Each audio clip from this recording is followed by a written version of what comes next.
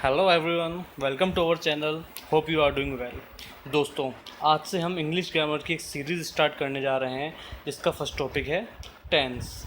दोस्तों, टेंस एक ऐसा टॉपिक है जो आज भी एक समस्या बना हुआ है। जहाँ भी ये टॉपिक पढ़ाया जाता है वहाँ स्टूडेंट इसे समझने की बजाय रट्टा मारने लग जाते हैं। लेकिन उसकी भी एक वजह है जी, क्योंकि हमें समझ में नहीं आता और हम क्वेश्चन नहीं करते। हम आपको इंग्लिश बेसिक तरीके से सिखाते हुए एक एडवांस लेवल पे ले जाएंगे। दोस्तों, मैं चाहता हूँ कि आप ये वीडियो एंड तक ज़रूर से देखें और वीडियो देखने के बाद आपको लगेगा कि इंग्लिश तो एक्चुअल में काफ़ी ईजी है और हम इसको आसानी से समझ सकते हैं। So without further ado let's start the session.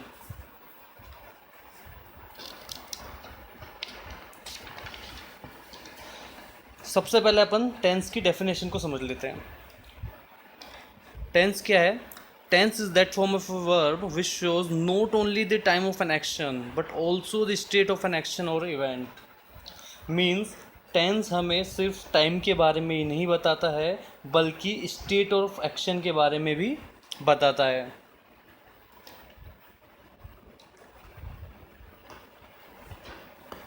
Don't get confuse my friends, यहाँ ज़रा सा ध्यान देना कि टेंस और टाइम अलग अलग चीज़ है।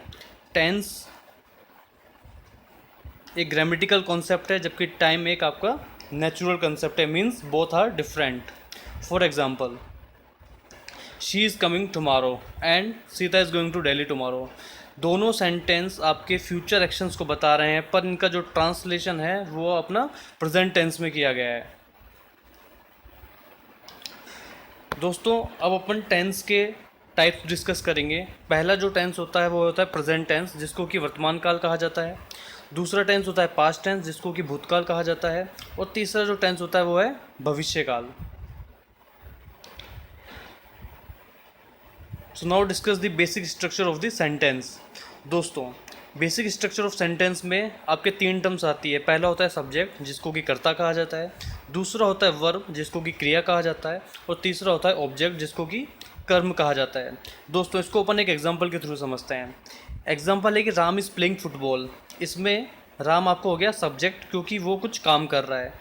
फिर आती है प्लेइंग, जो कि वर्ब होती है आपकी, कि कौन सा काम सेंटेंस में किया जा रहा है, तो वो क्या है, खेलना, जो कि राम के द्वारा किया गया है। तीसरा है कि राम क्या खेल रहा है, वो है फुटबॉल। इसका मतलब आपका ऑब्जेक्ट हो गया फुटबॉल। इस तरह से एक सेंटेंस में अपन ने आपका subject plus verb plus object तीनों एक सेंटेंस में अपन ने समझ लिया।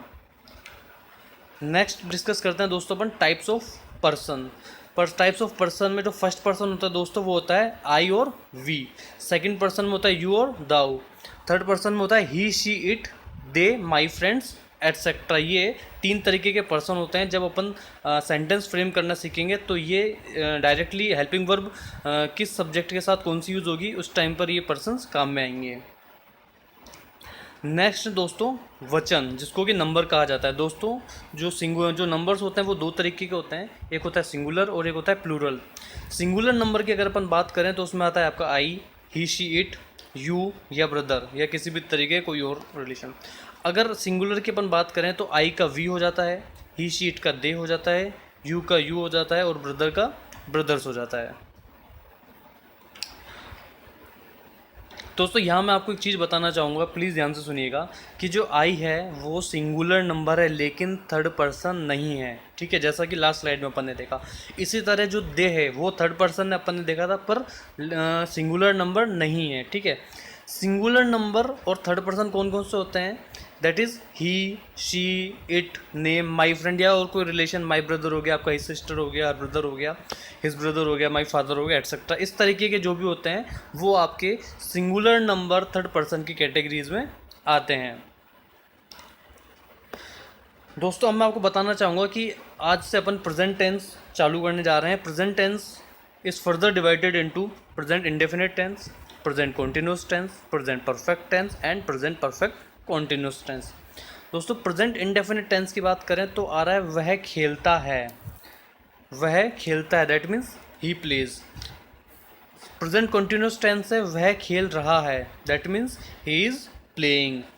थर्ड है प्रेजेंट परफेक्ट टेंस, कि वह खेल चुका है, that means he has played. और फोर्थ है आपका प्रेजेंट परफेक्ट कंटिन्यूस टेंस, इसका मतलब कि वह 3 घंटे से खेल रहा है, he has been playing for 3 hours. ठीक है दोस्तों, इसमें मैं आपको एक बहुत बेसिक रूल बता देता हूँ कि प्रेजेंट इंडेफिनिट टेंस वो टेंस होता है जिसमें जिसमें वाक्य के अंत में ता है, ती है और ते है से जो आपका सेंटेंस है वो ख़त्म होता है। कॉन्टिन्यूस में रहा है, रही है, रहे हैं करके आपका सेंटेंस होगा तो आपको पता लग जाएगा कि जो भी एक्टिविटी है वो एट प्रेजेंट में चल रही है, मतलब एक्टिविटी ख़त्म नहीं हुई है। ठीक है, उसके बाद प्रेजेंट परफेक्ट टेंस में खेल चुका है, मतलब कि वो एक्टिविटी जो है खेलने की वो हो चुकी है, that activity has been finished. ठीक है, तो आपने प्रेजेंट परफेक्ट टेंस यूज़ किया जिसमें कि सेंटेंस के एंड में चुका है, चुकी, चुके हैं करके सेंटेंस एंड हो सकता है आपका। उसके बाद present perfect continuous tense, this is combination of both the tenses. किस किस टेंसेस का? प्रेजेंट कंटिन्यूस और प्रेजेंट परफेक्ट टेंस का। कि इसमें ये बताता है कि जो सब्जेक्ट है जो करता है वो अभी भी इस काम को कर रहा है और कितने टाइम से कर रहा है। प्रेजेंट परफेक्ट कंटिन्यूस में क्या होता है कि कितने टाइम से सब्जेक्ट इस काम को कर रहा है, वो चीज़ उसमें मेंशन होती है। ये था एक बेसिक इंट्रोडक्शन प्रेजेंट टेंस का। दोस्तों बात करें अपन सेंटेंसेस की कि हर टेंस के 4 तरीके के सेंटेंस होता है। अगर अपन बात करेंगे प्रेजेंट इंडेफिनिट टेंस की तो उसके 4 सेंटेंसेस होंगे। सिंपल सेंटेंस जिसको कि अफर्मेटिव सेंटेंस भी कहा जाता है, दूसरा है नेगेटिव सेंटेंस, तीसरा है इंटेरोगेटिव सेंटेंस और चौथा है इंटेरोगेटिव नेगेटिव सेंटेंस। दोस्तों प्रेजेंट इंडेफिनिट टेंस के वाक्यों का अंग्रेजी अनुवाद करते समय निम्न सेंटेंस स्ट्रक्चर प्रयुक्त होता है। इसका मतलब कि ये एक आपका स्ट्रक्चर हो गया बेसिक की जो प्रेजेंट इंडेफिनिट टेंस होते हैं उसके सेंटेंस का बेसिक स्ट्रक्चर क्या रहता है। वो है आपका सबसे पहले सब्जेक्ट आएगा, उसके बाद वर्ब की फर्स्ट फॉर्म के साथ एस या ई एस आएगा और फिर आपका ऑब्जेक्ट आ जाएगा। ठीक है दोस्तों, इसमें सबसे जो नोट करने वाली बात है, जो सबसे इंपॉर्टेंट पॉइंट है, वो आज अपन ये इस स्लाइड में तीनों डिस्कस करेंगे। देखो पहला क्या है कि सिंपल सेंटेंस में सबसे महत्वपूर्ण बिंदु क्या है कि जब सब्जेक्ट सिंगुलर नंबर और थर्ड पर्सन है। ध्यान देना कि जब सब्जेक्ट, अगर आपने ये वाली स्लाइड ढंग से समझ ली तो समझ लेना कि आपने पूरा वीडियो अच्छे से समझ लिया।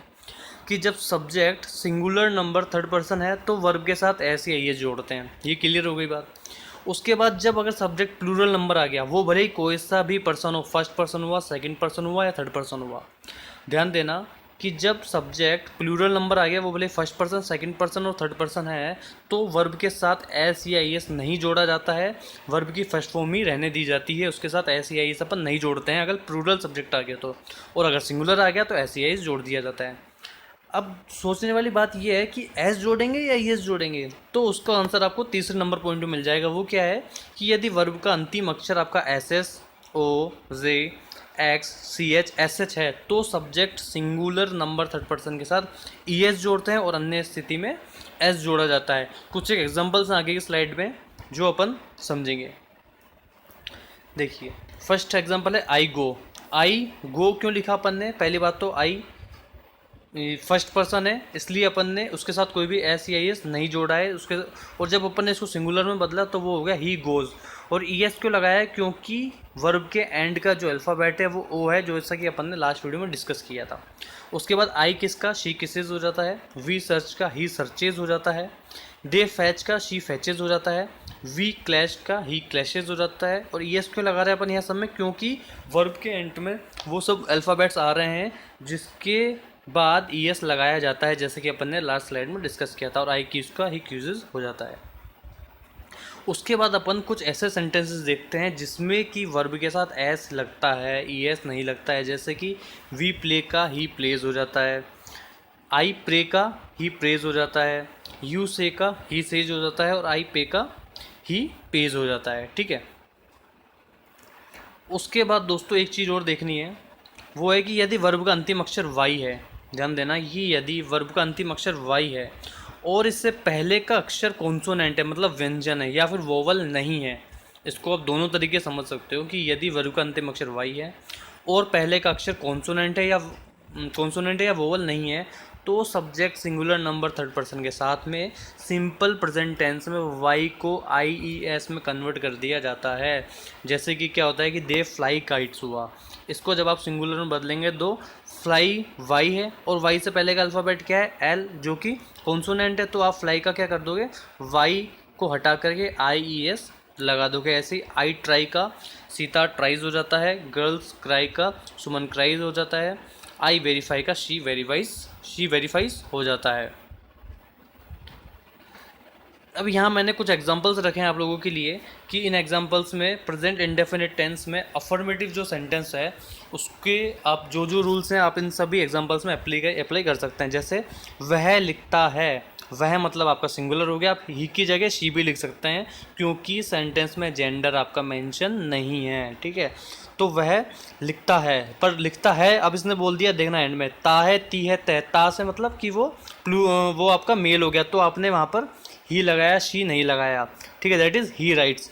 सूरज पूरब में उगता है, the sun rises in the east. Train यहाँ आती है, हेयर कम्स दी ट्रेन। वह सदा सच बोलता है, अब ता है आ गया मतलब ही हो गया और प्रेजेंट इंडेफिनिट टेंस हो गया, उसका भी क्या हुआ, ये अफर्मेटिव सेंटेंस हो गया। और अफर्मेटिव सेंटेंस क्यों हो गया दोस्तों, क्योंकि सेंटेंस में किसी भी तरीके की कोई नेगेटिविटी नहीं है और किसी भी तरीके का कोई भी क्वेश्चन नहीं पूछा गया है। तो वह सदा सच बोलता है का क्या हो जाएगा, ही ऑलवेज स्पीक्स हो जाएगा, एस लग जाएगा। और यहाँ पर अपन ने एस या ई एस लगाया है क्योंकि यहाँ पर जो सब्जेक्ट है वो सिंगुलर है, ठीक है। ही ऑलवेज स्पीक्स दी ट्रूथ। मैं रोता हूँ, आई वीप। उसके बाद Ramesh goes for a walk at 6 AM। Ramesh सुबह 6 बजे घूमने जाता है। मेरे पिताजी साय 7 बजे घर आते हैं, that is my father comes home at 7 PM। हमारा कॉलेज जुलाई के महीने में खुलता है, our college opens in the month of July. तो दोस्तों आज के लिए इतना ही। अपन इन सारे वीडियोस को कंटिन्यू रखेंगे, जैसे जैसे अपन आगे बढ़ते जाएंगे आपको चीज़ें क्लियर होती जाएगी। उम्मीद करता हूँ आपको ये वीडियो पसंद आया होगा। अगर आपको ये वीडियो में किसी भी तरह की कोई क्वेरी हो, डाउट हो, तो आप प्लीज़ कमेंट करके बताएं। आप इस चैनल को ज़रूर से सब्सक्राइब कर लें, आगे के सभी वीडियो इस तरह से आते रहेंगे। और इस वीडियो को ज़रूर से शेयर करें सभी के साथ में, जिससे कि अपने यहाँ की लिटरेसी रेट बढ़ जाए और अपने यहाँ इंग्लिश बोलने वाले बढ़ जाए। और उसके अलावा एक और ख़ास बात दोस्तों कि अपनी एक वेबसाइट है www.politeenglish.com, जहाँ पर आप ज़रूर से एक बार आप इस वेबसाइट को ज़रूर से विज़िट करें, तो आपको इंग्लिश से रिलेटेड जो भी कोई और चीज़ चाहिए वो सब आपको यहाँ पर मिल जाएगी। So thank you so much.